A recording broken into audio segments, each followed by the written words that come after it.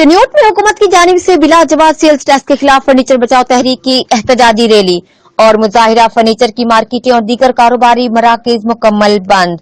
चनियोट में हुकूमत की जानिब से फर्नीचर इंडस्ट्री और इस कारोबार से वाबस्ता लाखों अफराद पर बिला जवाब जनरल सेल्स टैक्स के नफाज के खिलाफ एहतजाजी रैली और मुजाहिरा किया गया। फर्नीचर बरादरी ने तमाम कारोबारी मराकज एहतजाजी तौर पर बंद कर दिए। इस मौके पर नायब सदर राना अब्बास अली का कहना था कि हुकूमत के लगाए गए सेल्स टैक्स नामंजूर है।